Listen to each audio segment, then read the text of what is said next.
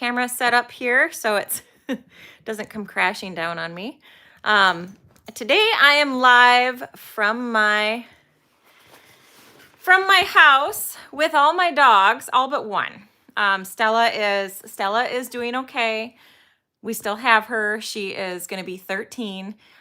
She just has a really hard time with stairs now. So Stella doesn't come in the house like the other dogs do. So let me introduce you to my pups here real quick. This is Cinder. Cinder is right here. And then we have Hickory and we have Aspen. And my view today, well, I can't see this, but I'll show you guys. So right out that window right there, you can see there's all of my horses. So this is a great spot for me to sit. And today, I have so many thoughts that I keep wanting to tell people things on my channel. And I'm like, oh, I need to make a video. I need to do this. I need to do that. And it doesn't get done. And it's been so long since I've done a live stream video that I'm like, I need to just do a live, get it all out there, because then at least it's there. So thank you for tuning in, and bear with me because my thoughts are going to kind of circle around here a little bit, but oh my gosh, I have so much to say. I do have the chat on, so if you have a question, feel free to ask. I'll do my best. No guarantees that I can respond though. Okay, so I have a new camera. I got a new phone yesterday because mine was, it was very overdue for an upgrade. And so I'm really excited to see what you think about the quality of the video. I think it's probably going to be hugely different. But all right, so that's the first thing that I'm super excited about. And next thing I want to talk about is 20,000 subscribers. Thank you so much for finding enough value in my channel that you hit that subscribe button. I really appreciate that. And the number of subscribers a channel has really does not matter at all. It doesn't affect the amount that a YouTuber gets paid, nothing like that. And there's actually a lot of controversy about that. Like, people don't actually understand how YouTubers get paid. And a lot of people, I think, really have a very skewed perception of what YouTubers get paid. So I will talk about that a little bit. I actually had a conversation with my dad the other day, and he's like, no, this is how YouTubers get paid. And I'm like, no, they don't. I know because I've been doing this for a while. So YouTubers get paid based on ad revenue. Okay. So if there's a channel that you really like and you want to support those people, watch the ads, or you don't have to watch them, just let the ads play. So there's a lot of channels that I watch and I just really love their content. I support what they do. I maybe don't want to subscribe as a member or something like that, but I know that I can just let the ads run on that video and walk away, go get a snack, go do, throw in another little laundry, whatever it is that I'm doing. Let those ads play, because the more ads that are watched on a video, the more money that creator makes. So that's how they get paid. They also get paid from like people sending in a donation for it. So there's a little, I don't remember, and I can't see it on my screen here how it works, but there should be a little like money symbol or something that you can click on where you can actually gift money. So there's that. That's another way that YouTubers get paid. YouTubers get paid through sponsorships, but I would say most YouTubers don't have sponsors. So like, I don't have any sponsors on my channel or anything like that. So another thing too is like watching the entire video. The watch time that YouTubers get like really makes a difference in the YouTube algorithm. Okay. So the more likes, the more comments, the more watch time a video gets, the more it gets shown to more people through the algorithm. Okay. So, all right. As you can see, Hickory is my needy dog. She's the one that always has to be the center of attention all the time and loves to be loved. So she cannot get too close is how Hickory lives. So, all right. So that's how you can support YouTube channels and how to make sure that they're getting paid. Let the ads run. Okay. All right, next thing on my agenda, I feel like we're having a meeting here. It's great because I have so much to go over. The Meet the Horses series. I want to know, are you loving them? Is there anything that I can change? What do you think about them? I've been enjoying doing those. I think it's a really fun way for me to be able to introduce my horses and let you kind of hear their stories. I really love stories. And so I'm enjoying those, but who do you want to see next? Who do you want to kind of highlight to be the next ones? Oh, good. I'm getting some feedback here about the series. Good. I'm glad that you're enjoying it. Um, um, I just got to show you this. This is my life. This is what happens. Okay. I'm always surrounded by dogs. Always. And I love it. I wouldn't have it any other way. I would have my horses in the house if I could, but that would just be weird. So with the Meet the Horses series, I didn't give you guys one last week. I'm trying to do one of those every weekend. I didn't give you one last week because we filmed Dreamer, and that kind of took up a lot of my time with editing. So, and also our weather has been wild. We are in Michigan, and we've had, I don't know about where, how it is where you live, but what has this winter been like for you? For us, it has been unseasonably warm, like really, really warm. We had mud till the beginning of January, and then we got a little bit of snow, but then it got warm again, and we ended up with mud in February. It was just the wildest thing. So for the Meet the Horses, I don't care. Like, I don't feel like I need to clean up my horses to show to you guys. That's not what I do regularly. So why would I do that for a video that is just introducing them? Like, this is how they live. I'm not going to go hog wild cleaning them up to show them to you for that situation. But when I say they have been dirty, I mean they have been dirty. My horses have been so gross because of the weather that I just don't want to I don't want to put them on camera when they're that dirty, and it's not possible for me to clean them up to make them look presentable. So now we just got some really nice snow. The temperatures dropped again, so we're actually having kind of a winter, and it's really great. So they're gonna be nice and fluffy and clean with all this fresh snow, and then I'll start posting those again. So don't worry, those are coming. In the meantime, shorts. These little short videos are life-changing for me. I mean, for real. Tell me what you think about them. I've been kind of playing back and forth. In January, I was posting videos where I just answered questions, and honestly, I really enjoy those. So let me know what you think of those and what kind of shorts you want to see.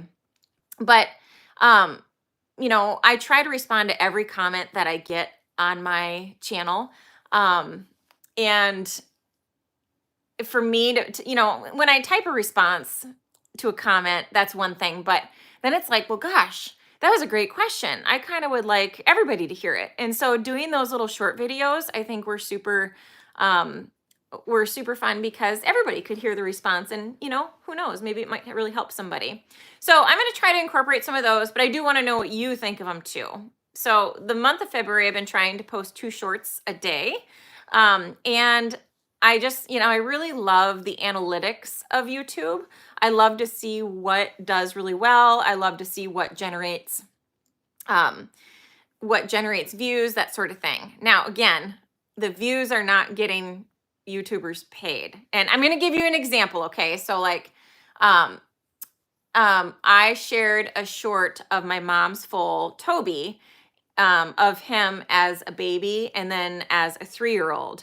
And that short got over 200,000 views in, I want to say 2 months. I think I posted at the beginning of December, and now we're mid-February, and it's got over 200,000 views.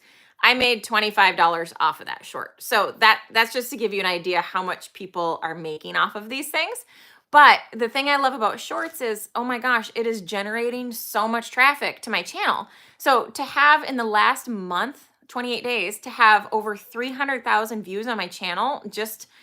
That's just from shorts. So I may pick up a subscriber here and there, and subscribers, typically turn into your core audience. And so they've been really, really great. And another thing too is like, they're very easy for me just to get something out there. I don't have to sit and edit it. I can literally make a short in 2 minutes and put it up there. And that is gratifying for me. I like to see those. Those have been fun.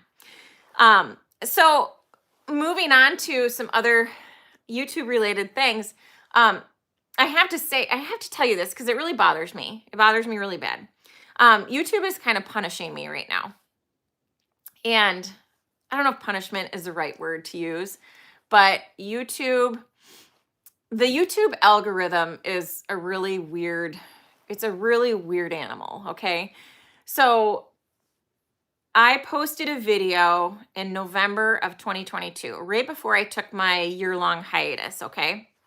And that video is of Reuben, my mule pony, and Reuben had really bad tartar. So if you haven't seen it, thanks for the nice comment, Mark. That was thank you. So Reuben had tartar really bad, and so we removed the tartar. And if you haven't seen the video, just go watch it because to me it's very satisfying. I like to watch that kind of stuff. And that video blew up. It's at like 1.6 million views, okay? And that was actually one of the things that inspired me to start YouTube again, because I was like, oh wow, look, one of my videos can go viral. And that was super cool. And I was actually making some money off of it. Now, I had let my channel go inactive over the summer. So this video really blew up in October of 2023. My channel was not monetized during that time, so I made no money off of it during then. But I've made maybe $330 off that video total, okay? 1.6 million views. But the way I look at it, that video paid for that horse's vet visit that day and then a little extra. And that's really awesome. And that's kind of what I'm doing here. I am making these videos. For one, it's a hobby for me, okay? I really enjoy sharing what I do with the world. I really love sharing it with my students. My students are who I primarily started it for, but it's just kind of turned into like this big YouTube family, I want to call it, okay? So I have my barn family, I have my actual family, and then I have my YouTube family. So that's kind of what I think of all you guys, because gosh, I get so many nice comments, and I just feel like I know so many people just from these darn videos, But anyway, where I'm going with this is that video of Reuben, I was like, sweet, because that video was actually starting to bring in like maybe $25 a month. I was just like, oh, cool. That adds up, so you get enough videos that are bringing in that little bit of monthly money. And I look at it as $25 a month. That pays for, so our horses get trimmed, their hooves get trimmed every 6 to 8 weeks. $25 a month on a video is paying for one of those horses' trims, and that's awesome. So if I can have, and I got a lot of horses, and so these videos are really important for that. And it's a way for me to be able to care for more horses, because I've taken in quite a few horses that are not, I have a business.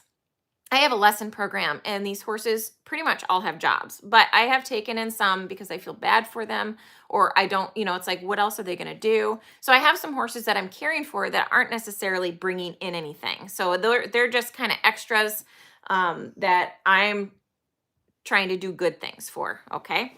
So anyway, what happened is I got an email from YouTube about a month ago saying that one of my videos is not appropriate for ads.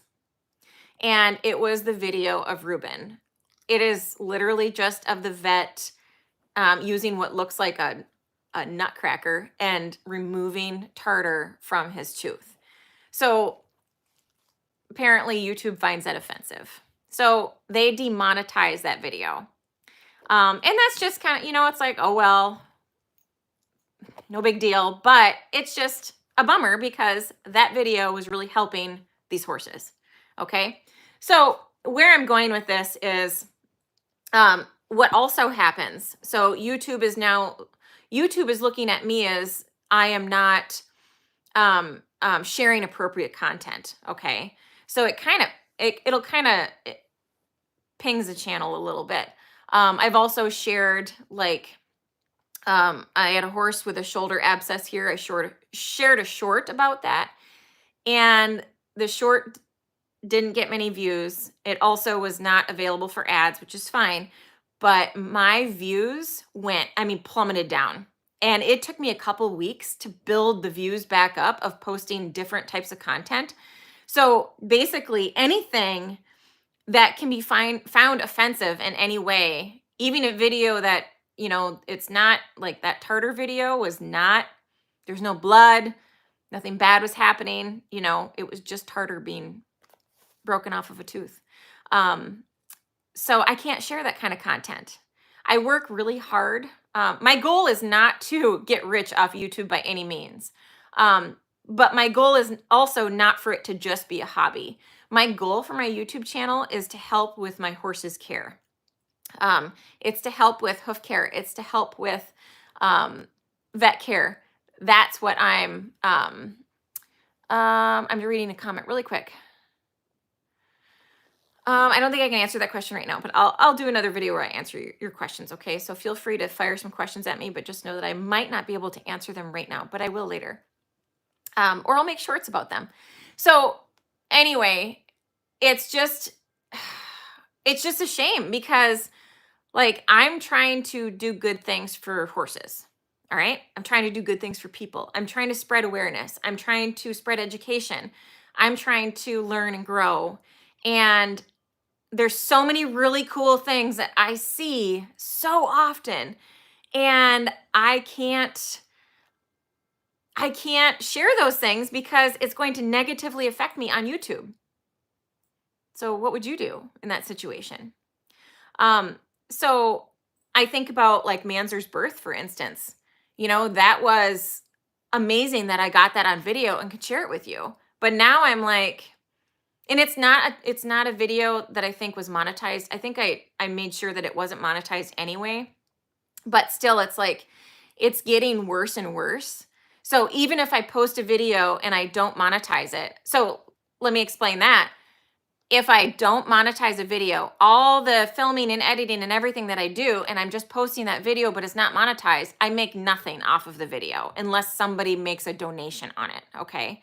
I think those are called supers or something to that extent. Okay. I don't know. Gifts. Hi, Hickory. Hello. No barking. So is it worth my time to do that? Because when I started with membership, some people kind of gave me a hard time with that. They're like, well, we can't afford to do that. It's not fair that you're posting videos that not everybody can see. And I just really want people to understand that's why. Because YouTube is, punishing me for posting these things. Nika's Kaslik procedure. Oh my gosh, that was so fascinating. And so many people really enjoyed watching it. It can't be monetized. And now, if I were to post a video, I got dog hair in my nose. If I were to post a video like that today, there's a good chance that YouTube wouldn't share my other videos because they're like, oh, she posts inappropriate content. You know what I mean? Even though my channel is set for dog hair. My channel is set for those who are over the age of 18. Still, it's considered offensive when I do that. So where I'm going with this now is I have a lot of things like that to share that I think are super educational. I don't want to not share those things. But my only option, I think, is to share it with members only. So I have, if you're not familiar with what memberships are, you can check out more information on it. There's if you go to my channel page, there's a join button, and then it shows like people that are joined as members.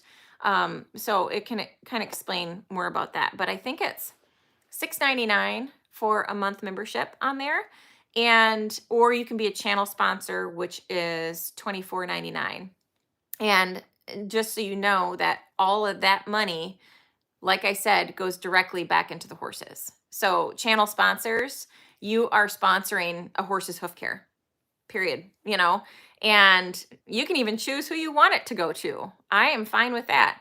But so moving forward, members are going to get any of the videos that could potentially be pinged on YouTube as being offensive. Okay, so I want to share it with everybody, but that's why I cannot do it. So memberships are going to grow.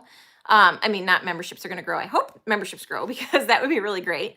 But the videos that are posted to members are going to grow because I have a lot of things coming up, like a lot of things. I have a lot of things that have happened over the last, 6 months that I want to post, but they have to go to members. So I've kind of had to change my thought process there. Okay, so new series. I have a new series starting that I'm really excited about. And this is going to be in addition to the Meet the Horses series, okay? But I've become very obsessed with mules. My mule obsession started when, oh gosh, I want to say around 2005, I think. I went on a trip out west with some friends.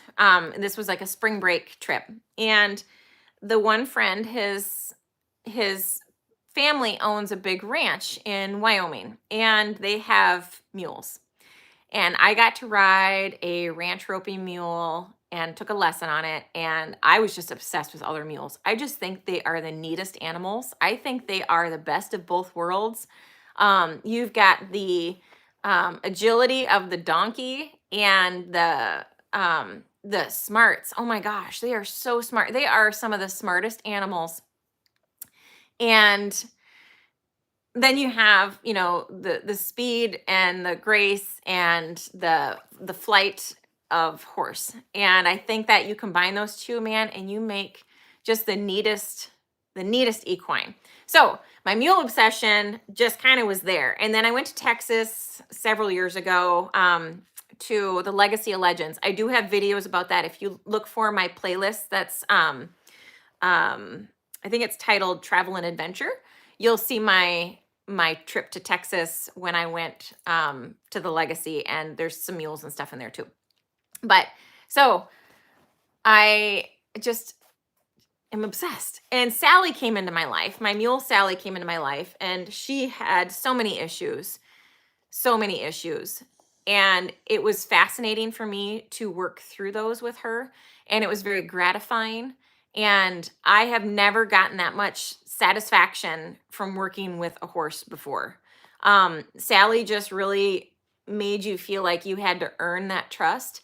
And once you earn it, it's just there. So like now, I mean, it took me like 6 months to catch her. And now you go out into the pasture and she's the first one there. She's like, take me. And she just really trusts her humans. She's very leery of ones she doesn't know, but she trusts her humans. And that's just really cool to me. So, I just got this like idea that I'm like, I want to raise a mule so bad. And the whole experience with raising Manzer was and still is just awesome. Just being able to raise that animal from scratch. And now I'm saying, like, I don't think that you should go out and you should go breed your animals by any means. I'm talking, I am 44 years old. No, I'm 43. I'm 43 years old. I was born with horses. I have done like everything in my power to learn as much as I can. And I am firmly planted in the horse world. No, she's allowed to be on my lap too. No growling, especially we're trying to talk to people. Okay. So, I'm not recommending that you go out and breed your animals. Okay. And I'm not a backyard breeder. I'm not starting a large breeding program. There's none of that. This is for my education. This is for, me having specific purposes for things. Okay.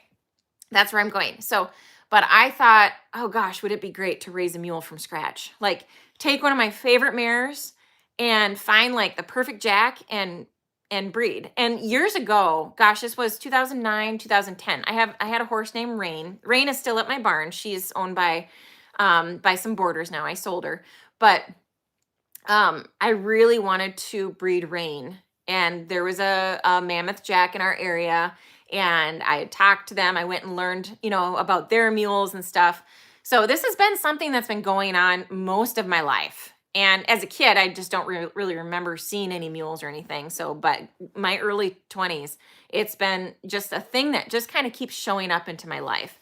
And so with Rain, I ended up not breeding her because we bought our farm. And so everything else got put on the back burner. So it just kind of wasn't a thing after that.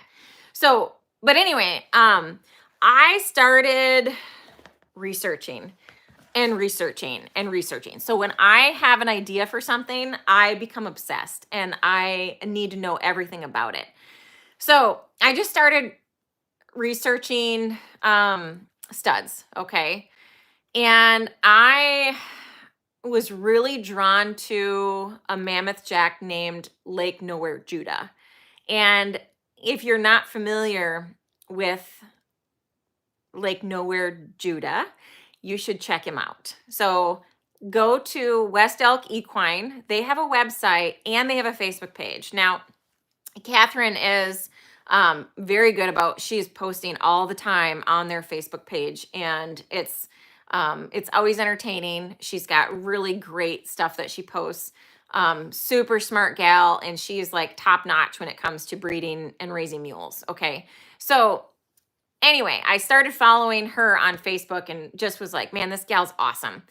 And then I started following, so I found the stud that I think I really like. All right.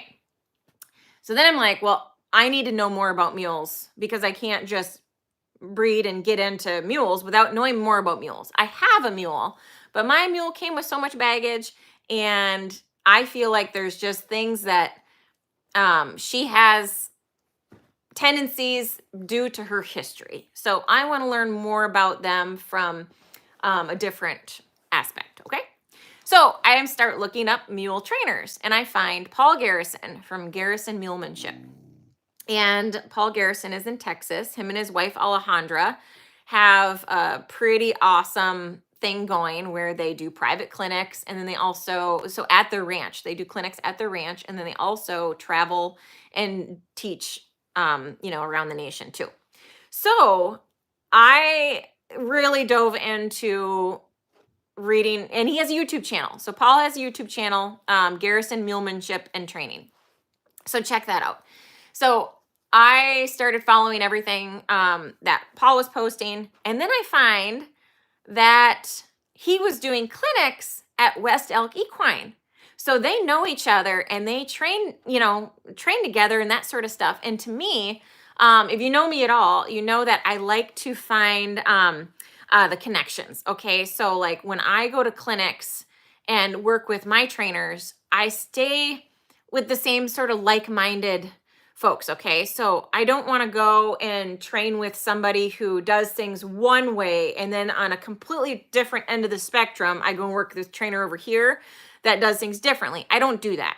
I find what works for me, and then I find those people that align with my program and what I want to do. Okay. And I think that's a really good way of going, because it eliminates a ton of confusion, and then you just stick to what you really like. So when I found that West Elk and Garrison Mulemanship work together, I was so excited. So excited. So I'm like, okay, next step, I need to meet these people. I need to make this happen. I need to just go get it done. And so I did. So that's going to be the next series coming on my channel, is my trip to Texas to work with Garrison Mulemanship. Oh my gosh, I got to go work with 20-some different mules, or meet 20-some different mules. I didn't work with all of them. I only worked with a handful, but I got to sit and watch. I learned so much just from observing and watching the animals interact with each other. And so my Sally, for instance, she's the only mule in a herd of horses. And just to see how she acts with certain things was very different. Hi, Megan. Glad you could join. So yeah, this live stream was not really a plan today. This live stream was my ADD and OCD brain having all these thoughts and not knowing what to do with them, and just needing to go blah and just throw them all at you. Okay, so anyway, I needed to watch mules in their natural herd environment, okay? And that's exactly what I did. And it was amazing. It was amazing. So right now I'm in the middle of editing my mule trip, my mule school video. So that's going to be coming soon. Right now it's like an hour long and it's just so amazing. And it's really hard for me to narrow it down because I watch it and I'm like, I have so many like good feels from that trip. I don't want to cut anything out. So, but I know that that would be very boring for all of you. Nobody wants to, there's very few people want to watch an hour long video. Even this, like people are going to have a hard time watching this. But so what I think I'm going to do is I'm going to take this mule video, the extended version, so the full length pretty much, very minimal edits, maybe some extras. And that's going to my members, okay? So members are going to get to see it first. Members are going to get to see it first. And it's going to be the extended version. And then I will get members' suggestions and see what we should cut out and stuff. And then I will post it to the public. So that's how that's going to work. And then, so this is thinking ahead a little bit. The next one is I went to West Elk Equine in Colorado. Oh my gosh. It was so cool. Now, I do have to say my trip was, okay, I got a lot out of it. I had a great trip with family to Colorado. But we went there for a week or 10 days, and I was supposed to spend a tremendous amount of time at West Elk Equine, learning all about the breeding program. She artificially inseminates all of her mares. She's got 2 stallions. There's babies, you know, so I was there like a week that there were babies due, and I was so excited. I looked forward to this trip for a long time, and I was just pumped up. The day we got there, their family got COVID. And oh my gosh, I was absolutely crushed. I was there with my family. We had plenty of things to do. So it wasn't like it was a wasted trip by any means, but I did get to go there the last day. So the video I'll have to share with you about my trip to West Elk Equine is of my very last day being there. So it's very short, but at least you'll get to see what I got to see. And that'll be fun to share with all of you. So what I want you to do between now and when you get to see these videos is check out those places. Check out West Elk Equine, check out Garrison Mulemanship, and start learning from them, okay? Because that's the direction that I'm going with this. Okay, so the next step was now I have to pick. I want to breed a mare.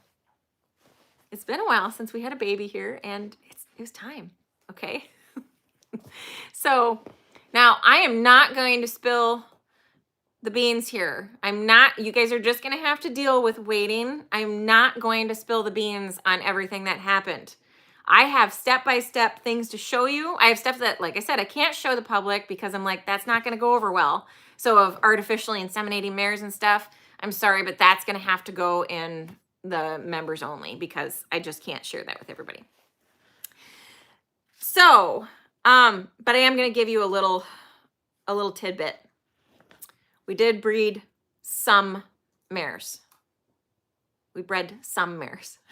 I'm not telling you which ones. I'm not telling you how many, but we bred some mares. So I'm excited for spring. I really am excited for spring because I think it's going to be very joyful to be able to go through an experience like with Manzer again. So now, speaking of Manzer, he's 5, and I've had one ride on him. A lot of people have been asking about him. I've had one ride on him, and it was this summer. He had some issues with abscesses, and I did post a couple of videos about that, and so you can go check that out. It's in his playlist. And so there was some struggle this summer just because of the lameness, and then there was a lot of other things too. I'm not gonna lie. I went through a lot of depression the last couple of years and a lot of anxiety and things like that. So I really didn't have much desire to work with my horses. plain and simple. I worked with the horses that I was being paid to work with, but I wasn't like, oh, I'm excited, I'm going to go ride today. That just wasn't there for a while. So somebody had recently asked me, you know, if I'm riding often and, you know, wanted to know that kind of stuff, if I'm still doing that stuff. And the truth is I took a pretty hefty break from riding. I am riding again. I am feeling much better. Things are definitely way better. So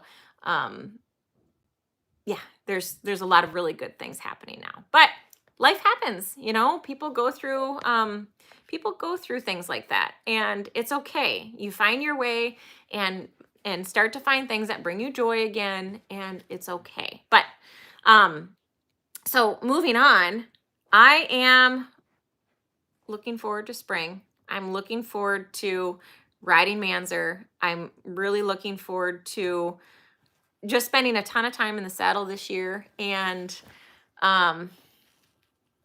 yeah, I think that's all I got. I also want to add, okay, so when Manzer was born, those of you who've been with me for 5 years, longer than 5 years, okay, or about 5 years, because I think it was about this time of year when I started announcing Nika's pregnancy and posting all the videos of that stuff. And there was one video in particular, I don't remember if it was titled No Baby, but I remember talking about no baby in one of the videos. And I was going out to the barn multiple times a day, middle of the night, early morning, you name it, to check and see if there was a baby. And that got to be a bit much. Everybody was sleep deprived from that. But we had a hard time getting, there wasn't any cameras that we could put out in the barn at that time because of the Wi-Fi connection and everything. Well, now that's different. I had a friend just message me last week and tell me all about these cameras that she's got. And so I went and picked up a camera. And so now I have a camera. So hopefully we don't have the no baby situation again. I can just watch on my camera. So there's that. So that's really exciting. So I'm really hoping that I can share some of that kind of video footage with you all too. So moving forward, awesome stuff coming. And all right, I think that's all I have to say for now. I'm gonna real quick, before I sign out, I'm gonna look through these comments and see if there's anything that catches my eye real quick. And well, oh, here we go. All right. Nope, there's a lot going on here, so I'm not going to try to go through those right now. But thank you guys all so much. And let me know these live streams. I have not done a live stream in so long. Please let me know if you want me to do these on a regular basis. My members are going to start getting, right now I think I have 8 members. And my plan was once we get to 10 members to start doing a weekly live stream. I was doing that for them before when I was active with members. And so we're going to start doing that again. But if you like live streams and you want to see one, say once a month or whatever, please let me know. I'm happy to do what people want to see. So, all right. Thank you so much for joining in with me today, and I'll see you in the next one.